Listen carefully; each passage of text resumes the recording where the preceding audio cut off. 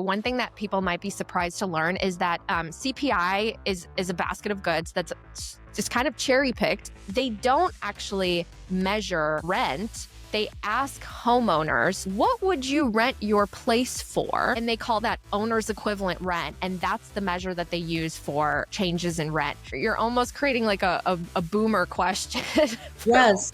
People whose perspective is way cheaper prices for rent from when they actually rented. Like so many people, I just dismissed it. I thought there's no way that this could actually solve any problems. I wish I could go back in time and kick myself. You could literally be working January through April. All of that goes to the government. And then whatever you make starting in May is actually going to go in your pocket. That's crazy. I mean, you're basically like a debt slave. And it's really sad. People have told me that they heard I'm doing a podcast and they're like, well, I have some XRP. What do you tell people? Well, some of these tokens have very good marketing teams, right? They're centralized. I've met so many people too. I mean, yesterday I got my nails done last night and the woman said the same thing because she knows I do a Bitcoin show and she said, I had it and then I sold it. I'm like, it's not too late to get back in. And I think it's just kind of reminding people again, where this is all going and how big the opportunity really is. Obviously, Bitcoin is the best asset. And so I hope that people start to realize that more and more.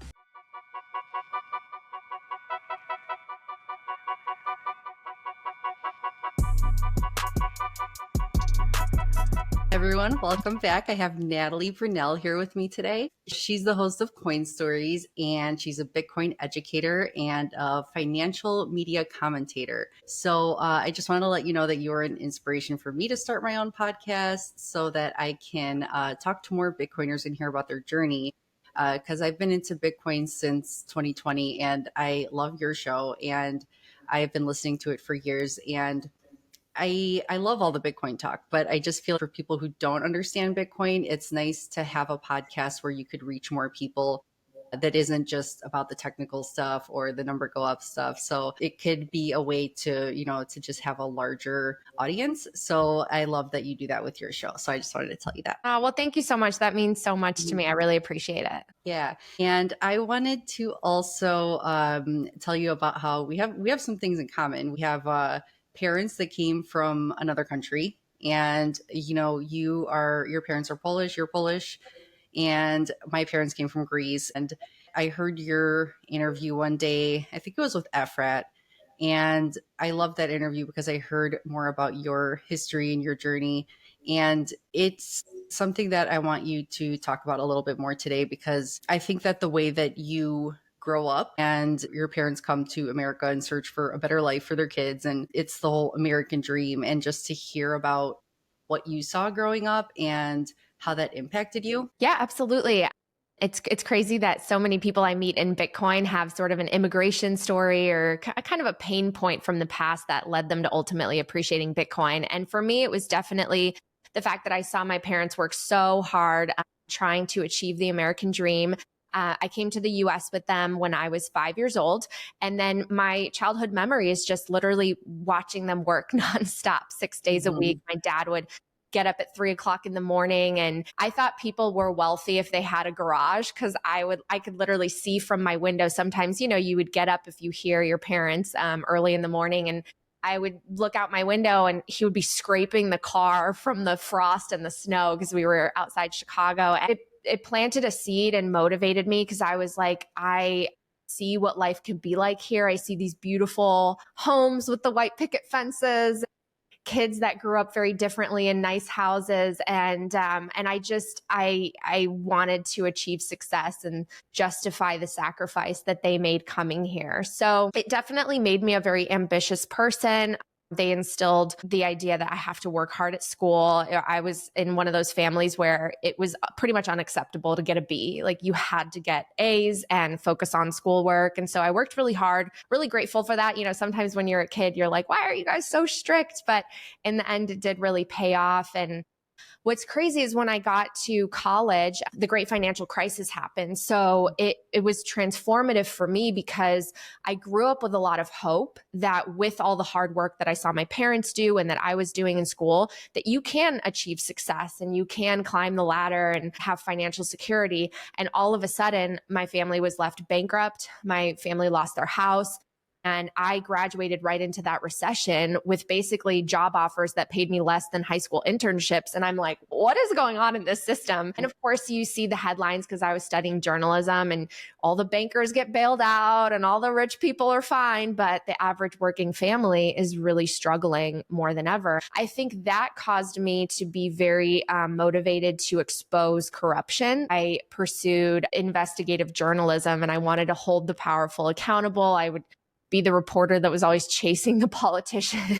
they, I love they that. never liked me coming around. I was so ignorant to the fact that I didn't understand the financial system. So Mhm. I did like so many people, and a lot of people in my audience were once like this, where it's like, you hear, well, these wealthy people are making an absorbent amount. They pay no taxes. Just tax the rich and redistribute it. We can fix it with the right politician. And I realized you can't fix it if the money's broken. And no matter who you put in office, they're going to keep expanding the debt and keep expanding the supply, which dilutes the value of every dollar. And so what fixes that? And I finally came to the conclusion that it was Bitcoin, but wish That's I discovered amazing. it sooner.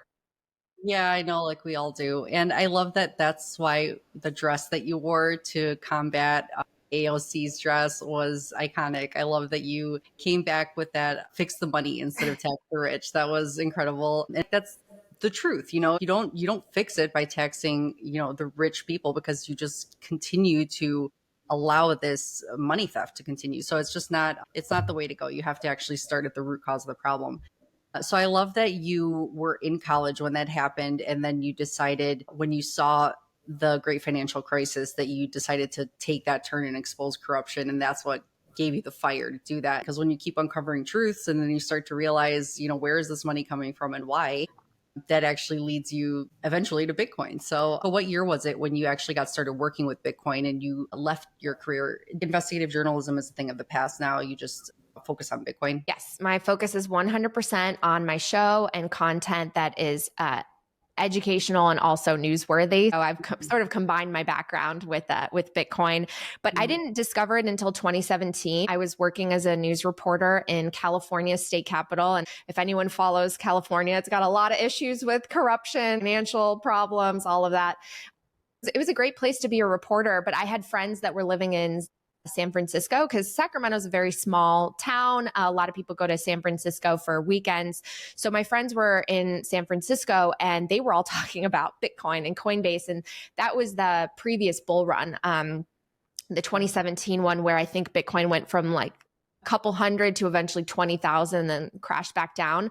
When I first heard about it, it was around $3,000. Like so many people, I just dismissed it. I thought there's no way that this could actually solve any problems. It's probably, if I put my money in it, I'm probably going to lose it. But at the same time, when you're working in news, like so many people in other industries as well, you aren't making enough to get by. You're spending a huge chunk of your take home pay on rent, and you feel like you're sort of on a treadmill that's getting faster and faster. I think a part of me, because I was always a saver and because I felt frustrated financially, I was like, well, what if this is a lotto ticket that pays off? Like I should probably put something in this. So that's when I first made purchases. And of course, I didn't know the differences between Bitcoin and crypto. So I bought Bitcoin, Ethereum, I think XRP at the time. So I didn't understand, right? And then it took me a couple years before I actually went down the rabbit hole, because I had a mentor of mine that was encouraging me to read the Bitcoin Standard. I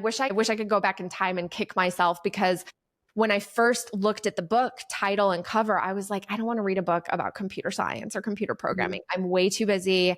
This isn't my forte or my area of interest. So I pushed it aside, thinking that it was like a computer science book or technology. Obviously it is, but it's so much more than that. And the book itself is like 99% about the history of money. When I finally picked it up, thank goodness, it was a transformative moment for me. I remember throughout the book just texting my mentor being like, oh my gosh, how did I not know this before? This is why we have all these problems. Oh my, like now maybe we can fix it. Oh my gosh, could Bitcoin actually really work? That takes you down the Yeah. rabbit hole and you eventually learn more and then your conviction grows. So your portfolio grows. And I haven't looked back since. I left my job in 2021. I'm so grateful that I've been able to create a career in Bitcoin. Yeah, that's incredible. It's such a fast journey when you think about it. It just kind of feels like, it's super crazy where you think where you came from and how quickly things turned around. But I just remember too, like that book, the Bitcoin Standard, is literally the book that you tell everybody to read first when they should understand Bitcoin. And I gave it to one of my friends who actually just started, wanting to buy Bitcoin. So he borrowed it when we went to the Bitcoin conference this year. And I ended up meeting the author, Safedine, over there. And I was looking through my bag to get my book out so he could sign it. I didn't have it because I gave it to my friend. So Oh, I turned around and bought the Fiat Standard, his second book, and I'm here, and he signed that one. So I was so happy. But yeah, he's hearing him speak is incredible, and he has taught so many about the truth of the history of money. And that's one thing that when people see the title, they sometimes just get deterred. But that's what I like about Lawrence Lepard's book, The Big Print, is it kind of is sort of like would maybe speak to someone like you where you want to find out truth and it looks like the dollar ripping on the cover, and it doesn't say it's about Bitcoin obviously in your face. So it would kind of get maybe some more people into it that don't see the word Bitcoin and think it's about computers or think it's about something that they don't want to take the time to learn. So I love that that was your journey, and I love that you saw what was happening with your family, and you see your parents working hard, and that's where I came from. That's where my parents worked hard all their life, and for a long time it seemed like it was good, but my parents didn't know anything about investing, and I started to wonder when I got into Bitcoin. All the people that have wealth are people that have invested money in the stock market. My parents saved money their whole life, and it was working, working, working. But then it starts to feel like it's not working after a while, and things just get more expensive, and you're working harder or the same, and you're getting less for it. So it just really starts to scare you, and you think that trying to figure out a way to preserve that. That's just, and for me, it was just finding out about the truth, finding out about money printing. And that happened for me in 2020 when I started to realize the amount of money that was being printed. So, and then just, starting this podcast has been incredible. It's been since February, but I love talking to people like you. I love talking to any Bitcoiner and just hearing about what brought them to it, because somebody could resonate with you. So it's super important to hear how that all got started. And you're writing your own book, which I'm super excited about too. It's coming out this November, and it's called Bitcoin is for Everyone. So what inspired you to write a book? yeah. Thank you so much. Well, first of all, I just feel like I'm listening to the story of my own parents when I hear about yours, because it was the same situation in my household. My parents told me to save, but they thought that the stock market was for wealthy people, and they saw it as way too risky and for people in a totally different class than them. And so they saved in basically cash. At the time, in the 90s, we did have higher interest rates on basic accounts, but not amazing, probably not outpacing inflation. And the one thing that they would invest in is gold, probably because of their kind of communist roots and that being a form of hard money back in Poland. But yeah, they fell behind very, very quickly because the people that really did well, especially in the 90s and 2000s, they were investing in real estate and stocks. And so my parents, their cash was sort of that melting ice cube that I didn't understand until I learned about Bitcoin. As for the book, first of all, I love all the books out there. I have just been gobbling up every single Bitcoin book since I got into the space. I've read Bitcoin Standard probably 3 times. I've read all of Safedine's books that came out after that. I loved Lynn Alden's Broken Money. I loved Larry's book. Price of Tomorrow is also fantastic by Jeff Booth. There are so many great books out there, but when someone approached me asking if I thought about writing a book, I thought the more, like, no book detracts from another. I think everything is accretive. And if my book can reach someone, maybe because they pick it up and they see that it's a woman who's the author, or a person who had no finance background, or someone that came to it from the background of being an immigrant and watching her parents struggle and losing everything in the great financial crisis. I just think everyone has a voice and a story. And so I wanted to share a very, very approachable, gentle orange pill, and just share what I wish I would have known very, very early on. So I sort of like took as inspiration from all the different books that I've read and the different content that I've absorbed over the years, and combined it into what I wish I had back in 2017. And And so grateful for all the other authors out there that have helped me along the way. And so I just hope to be another piece, another book on the shelf that will hopefully help someone.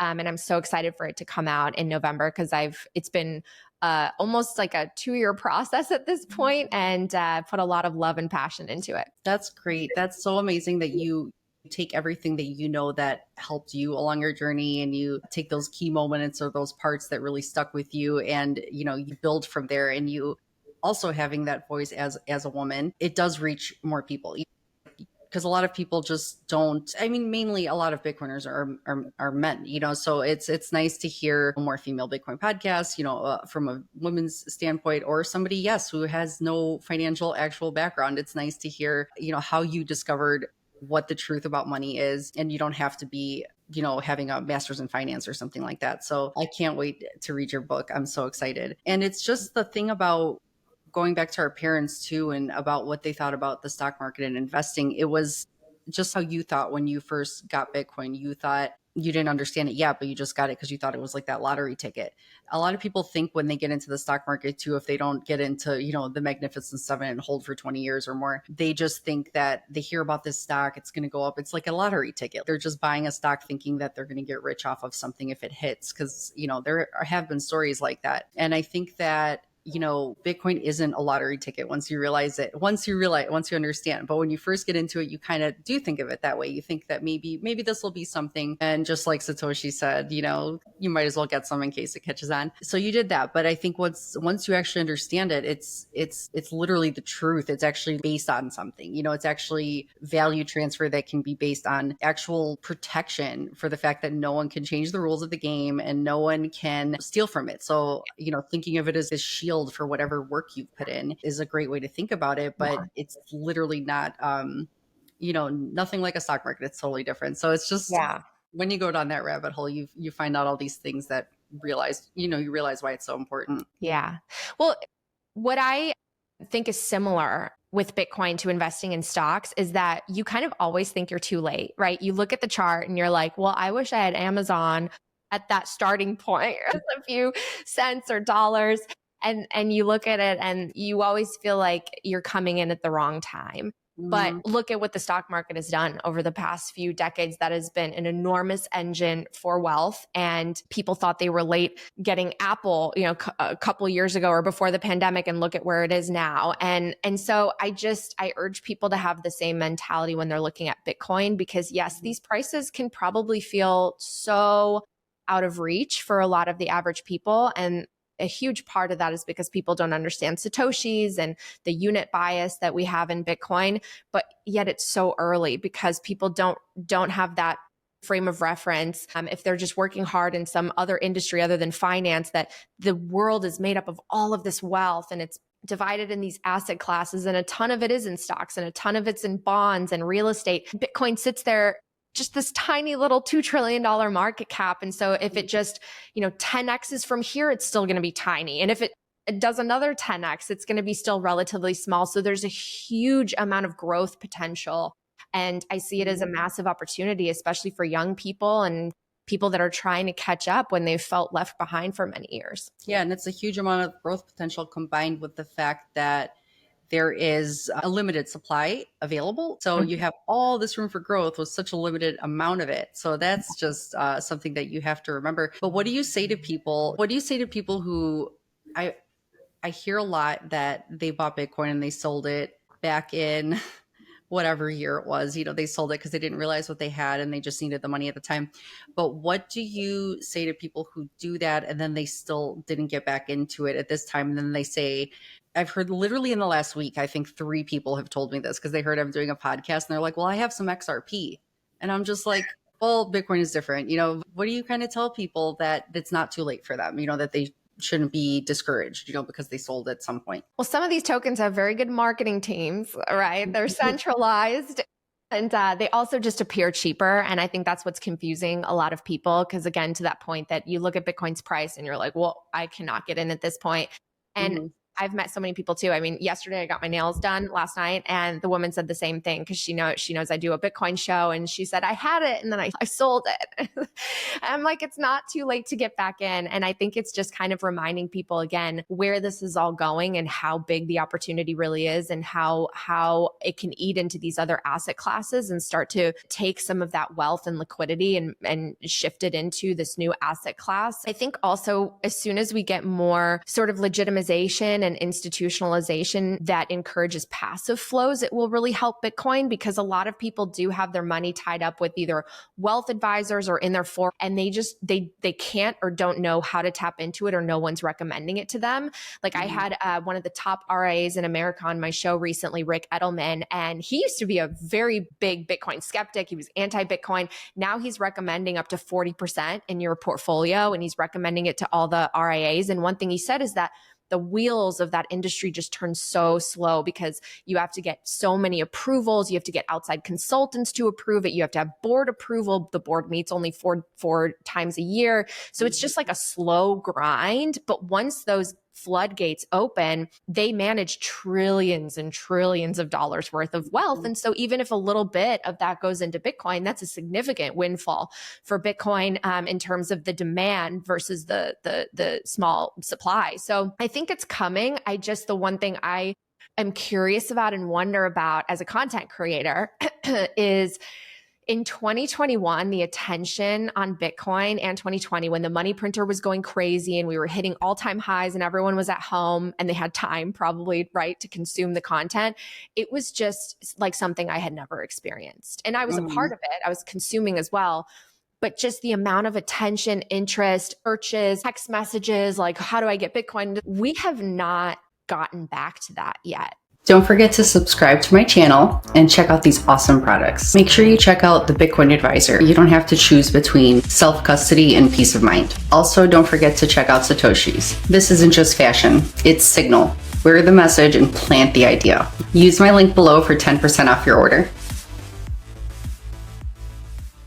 Yeah. And so my question is, when will that happen? Because with Bitcoin growing and so many people predicting that it will be a significant asset class for not just individual investors, but also these institutions and at a government level, when will that mainstream hockey stick up happen again, where everyone is finally embracing Bitcoin in a way that I don't think we've seen in years?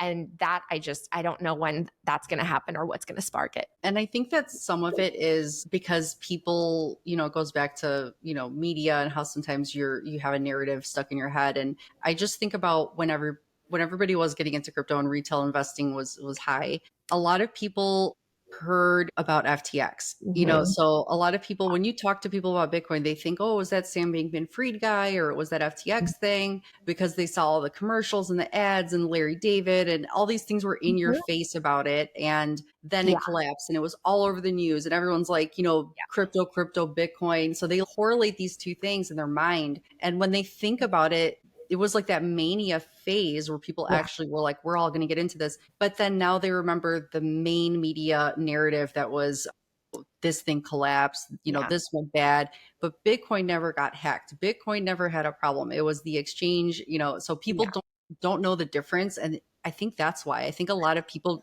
were infected with this almost, idea of what Bitcoin is. Yeah, it's crazy because every group that is resistant to Bitcoin is against it for a different reason. And they're so passionate about that reason. I found on the institutional TradFi level, there's no cash flows. With like the retail audience, FTX, oh my God, it's scary. I could lose all my money. With people on left-wing politics, it's the energy component. It's going to boil the oceans. The right wingers, they say the government's going to step in and ban it because they're not going to want to compare competing currency and it threatens the dollar. I mean, literally there's all these groups and pockets and they each stick to a reason that they are not going to invest in Bitcoin. And I just think it takes time, right? For any of us, I think that as long as you're open-minded and you take some time to learn about it, then Bitcoin changes all of us. But so many people, they latch on to that one argument and then they can't get past it. I mean, Tucker Carlson is a perfect example.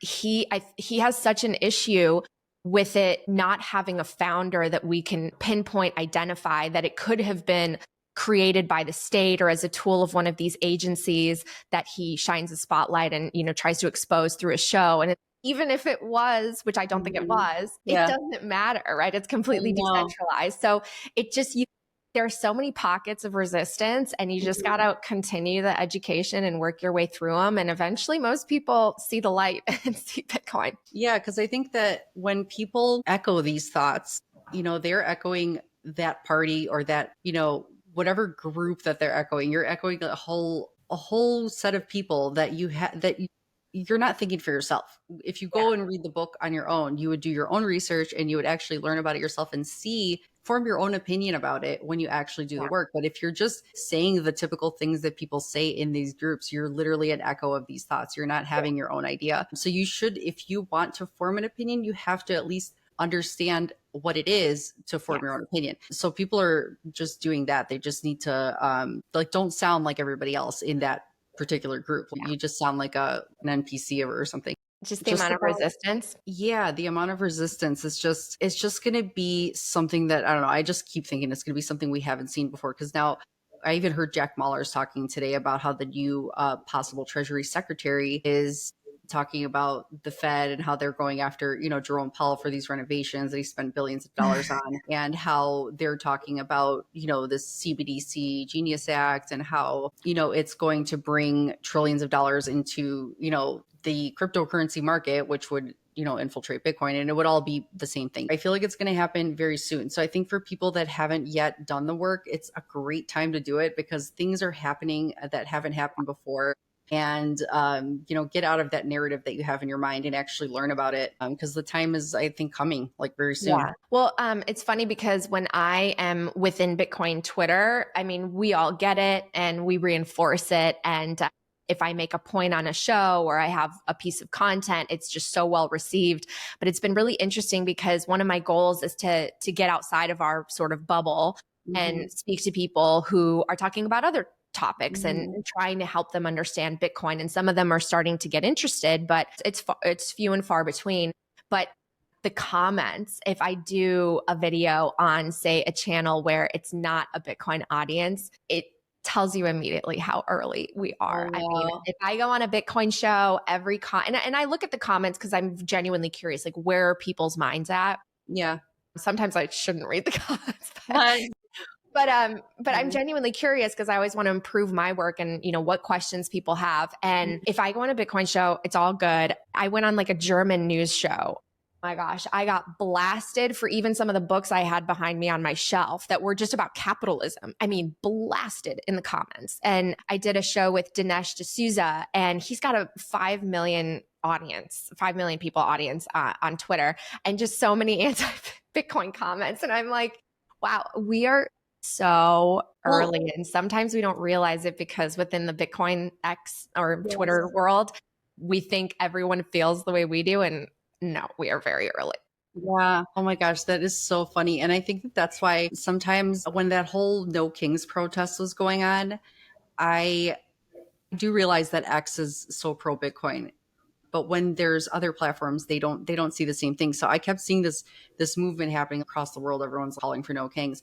And I'm like, well, Bitcoin is the true no kings movement because you don't have a ruler. You don't have someone who control the, how much there is or change the rules in the game or anything like that. So I started to actually post not specifically about Bitcoin, but I was going on Threads, because I heard about this new thing called Threads and I didn't have it. So I'm like, I'm going to download Threads and I'm going to go start commenting on all these people's no kings protests.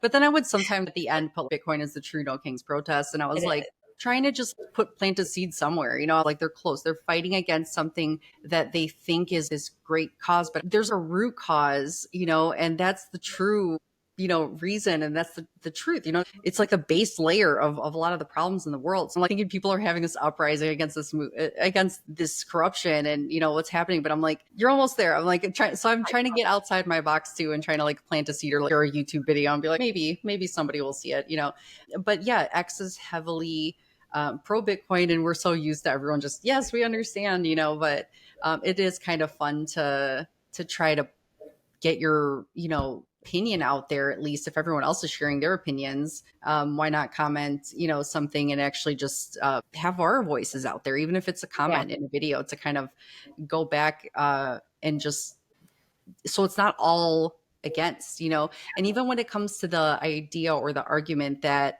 it was created by the government, if it was, which again, who cares if it was? But I think the funny thing about that is that people are under this impression that if everyone gets Bitcoin and the government created it, then they're going to know everything you do with your money. They already know everything you do with your money. Right. Everyone spends on credit and debit. Who spends with cash very much? Besides me, because I work with cash at my salon a lot of times. But most of the time, people direct deposit everything. Everyone knows where their money goes. But if anyone was to be scared that we would know where the money is going, it should be the government. The government should be like, now we have a ledger and we know exactly what money is going where. So now we know who sent it'll be more for them to be held accountable, not us. We already, are being tracked for the most part.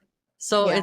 it's kind of like a gaslighting thing in a way where it's regular people think that they should be scared that they'll know about where we spend our money, but it's actually a tool for us to keep them accountable. So. Yeah. And kind of to my earlier point, where I was also in the mindset of we should tax the rich, people are really distracted by politics today because the populism has grown to a point where people are frustrated and they know that there needs to be change, but we can't agree on that change. And a lot of the symptoms of the core problem of broken money, I think they're getting muddied up in people's brains. Which is, again, understandable, because if you don't understand that the root cause of a lot of this corruption is money and how a few people make it and then the people closest to them benefit at the expense of everyone else, you're going to try to point to these political things. And then we get into these social debates that personally, I don't think we will ever solve.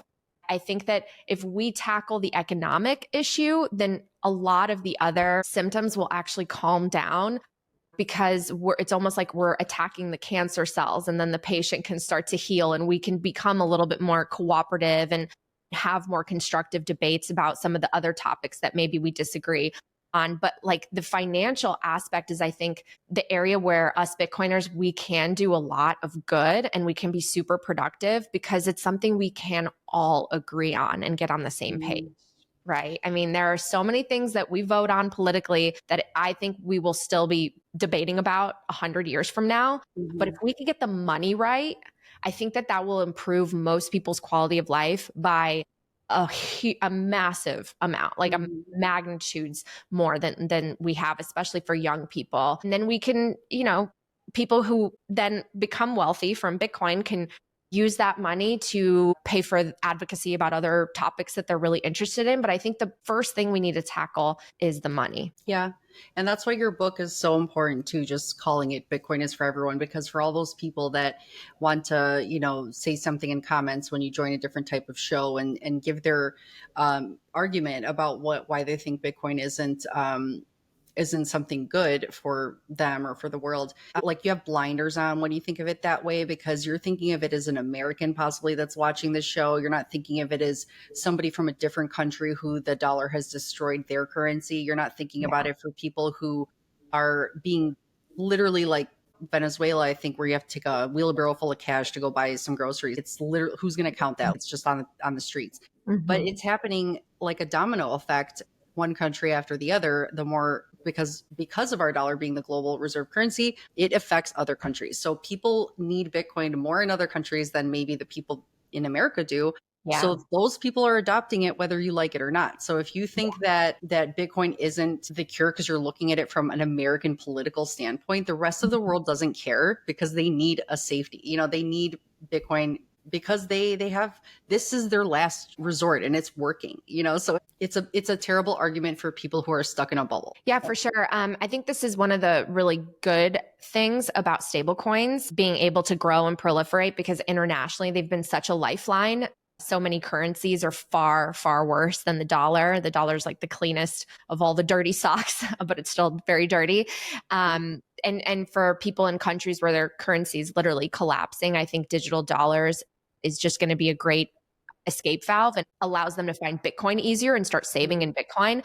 But I do think the whole stablecoin development is really interesting because at the heart of it, it's not just about innovation, and it's certainly not about Congress coming together to vote for the international lifeline for people in other countries, but it's more so about strategically extending dollar dominance and finding more buyers for our debt. Tether holds, I think it's trillions now in US securities and US treasuries, and now these stablecoin issuers will be mandated to back the stablecoins with cash and short-term treasuries, and that's very good for a nation that wants to keep going into debt and can't find as many foreign buyers. So I just wonder how this is all going to play out over the coming years, because I do think a lot of people, again, they're not going to want to save in their fiat currency in some random country where it's collapsing against the dollar. They're going to want to flee to the dollar. But then the people with the dollar is also collapsing against Bitcoin. So hopefully it encourages more of that adoption, and people see Bitcoin as that life raft and as that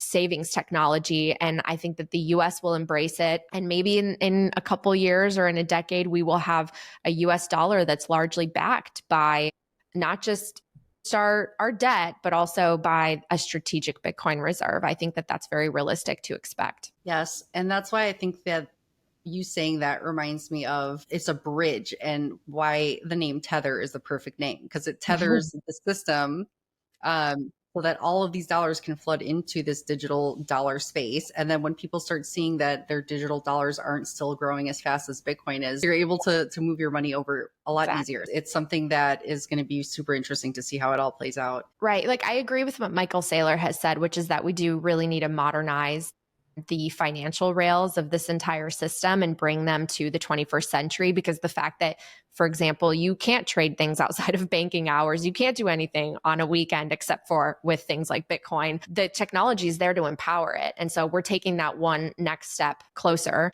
And stablecoins are definitely going to be a part of that. But I think in the coming years, everything's just going to be within a fingertip on your phone, being able to access different tokens that represent stocks, and things will be 24/7 and global. And there's a lot of empowerment in that. But obviously, Bitcoin is the best asset, and it is the best form of capital, and it is what you want to build your business on. It's what you're going to want to have your family savings in. And so I hope that people start to realize that more and more.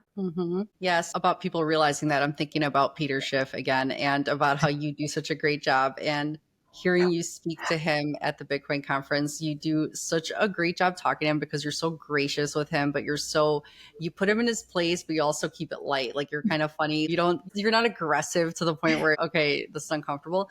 You have a perfect balance handling people like that. But it was really entertaining to hear you talk to him. The way I think of him, like a Bitcoin internet troll in a way, he just loves it. He just thinks it's so much fun. So I just don't understand how he doesn't get it at this point. That's what I think is so baffling. How do you deal with that?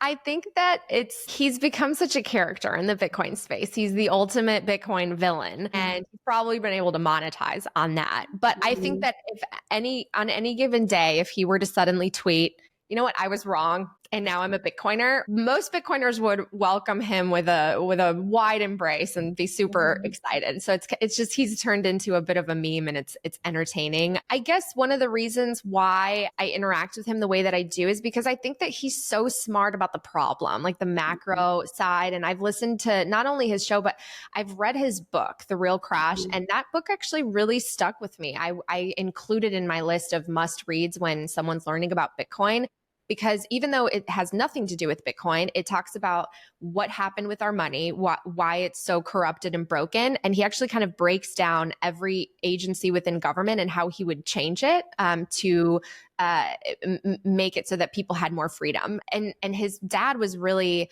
I don't know if a lot of people know this, but if you watch my coin story with him, like my original one, which was back in 2021 summer, I went back to the beginning and I learned this incredible story about his father. And his father went to prison fighting for his constitutional rights, that he said income tax it's not legal. And he literally took it to the furthest extreme he could take it. And he was put in prison for it. And so Peter and his dad, they are like constitutional aficionados. It's fascinating to hear them talk because they can pull out specific articles, specific sections just from memory. Like he knows everything about how money was actually defined by the Constitution. And so I feel like his story and his journey is influenced a lot by seeing what his dad went through and wanting to do something right about it. And so it's sad that he resists Bitcoin because it's like the ultimate solution and fix. And I think that he has a good heart and I think he'll eventually come around to it and it'll be kind of entertaining.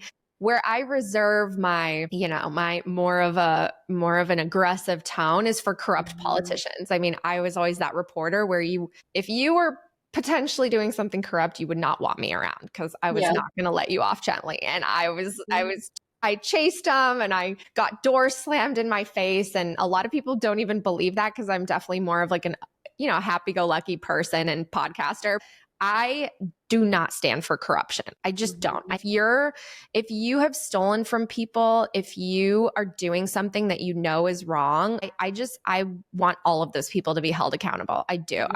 It makes me mad because I think about my parents and how good they were, how they played by all the rules, how kind they were to everyone around them, and they get screwed over by these types of people, right? And so that's who I reserve that for, but not Peter Schiff. He just doesn't understand Bitcoin clearly.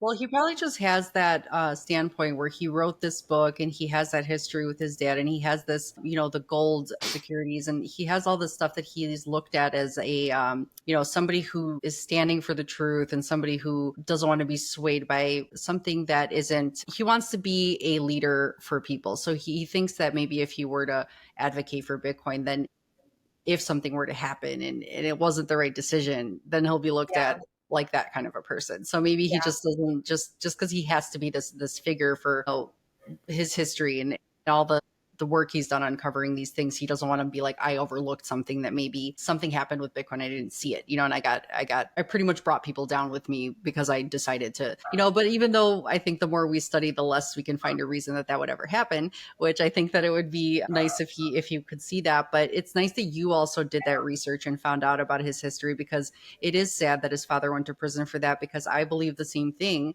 that taxes, property taxes, all of it. Why do we pay? I mean, people think, it helps pay for the roads and pays for schools and all this stuff.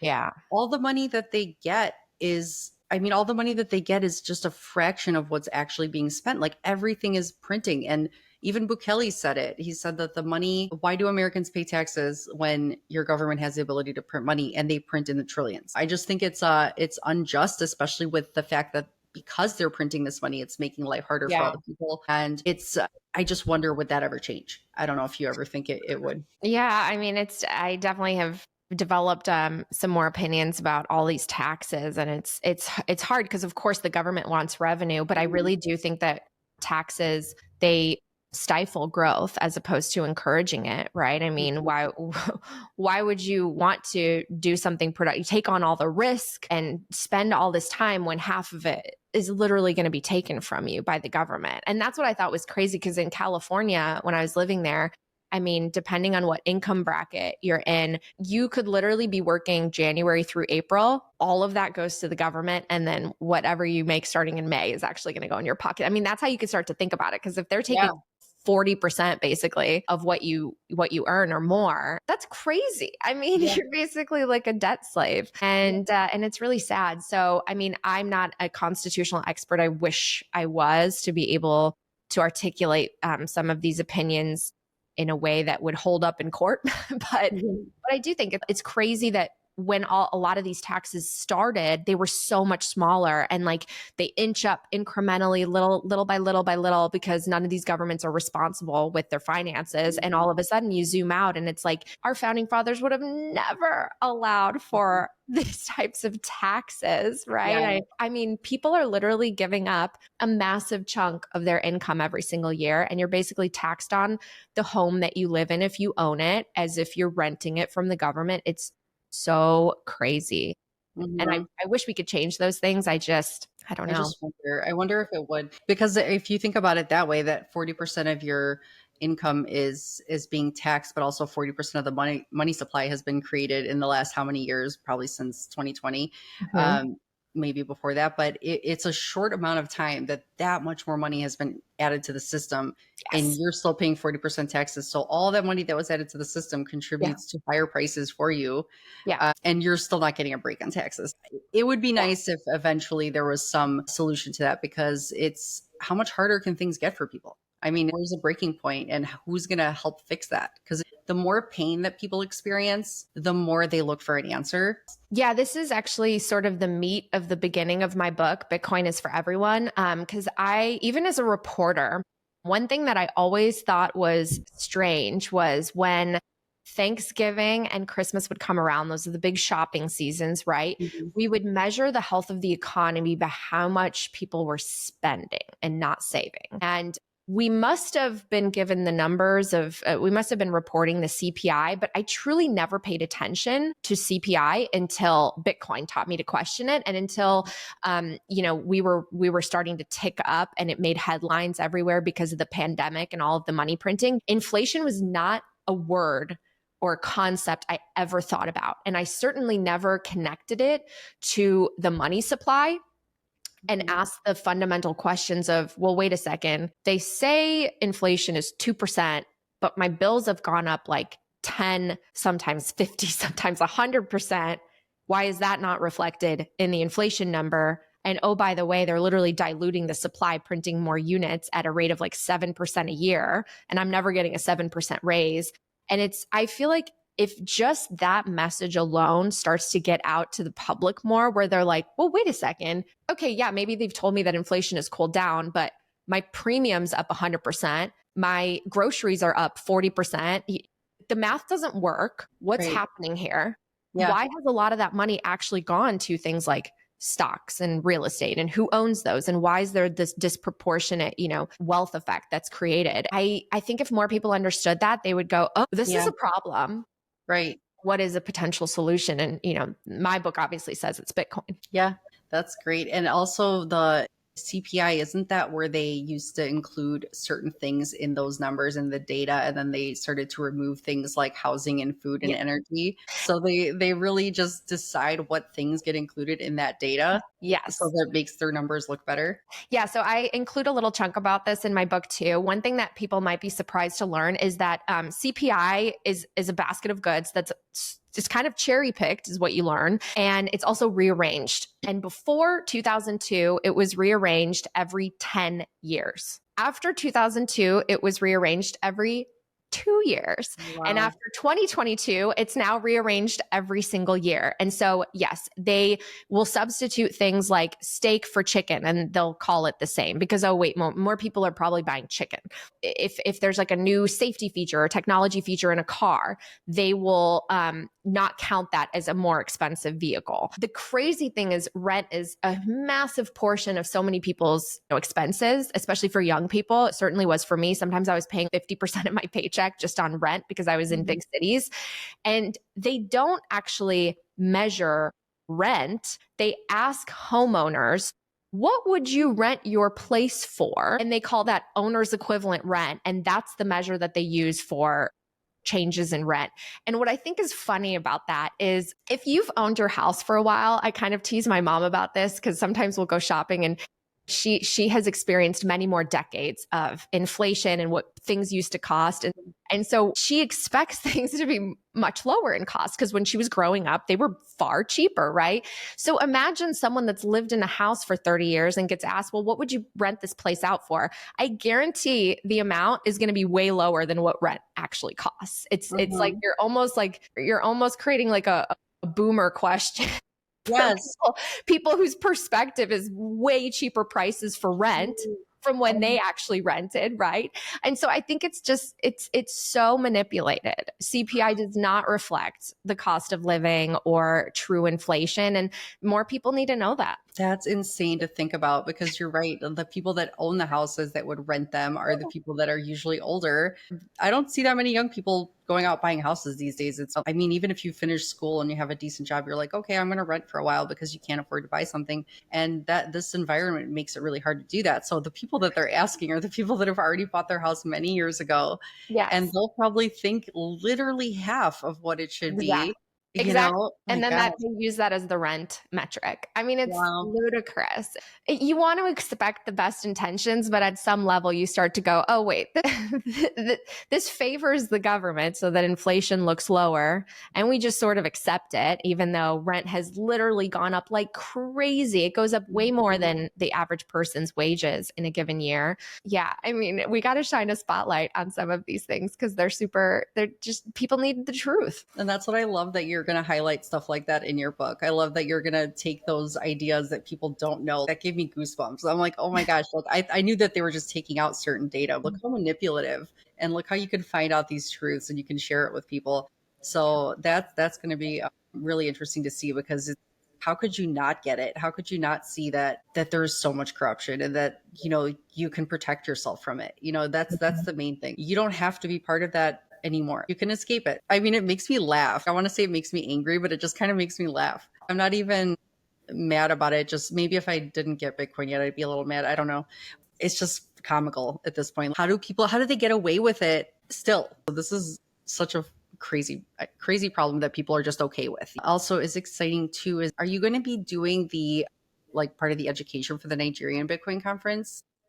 No, I'm not part of that. No, but I think Ella Huff is a part of that, I think. And there's just a huge, amazing team. I mean, Farida, I don't know if you guys know her story. She was on my podcast. She's also in my book, but just such incredible stories of fighting for sovereignty, individual sovereignty, human rights in Africa. I think everyone should pay attention because Africa has a very young population and a lot of them are embracing Bitcoin and they're like very active on these digital devices. And there are companies like I forgot the name of it, Much and Cora, I think it's called, where you can actually transact in Bitcoin without an internet connection. So there's just like fascinating things happening in Africa. Wow, that's so crazy to hear. Like you said, there's just such a movement going on, so many young people that are just getting it. It's a huge Yeah. market in Africa.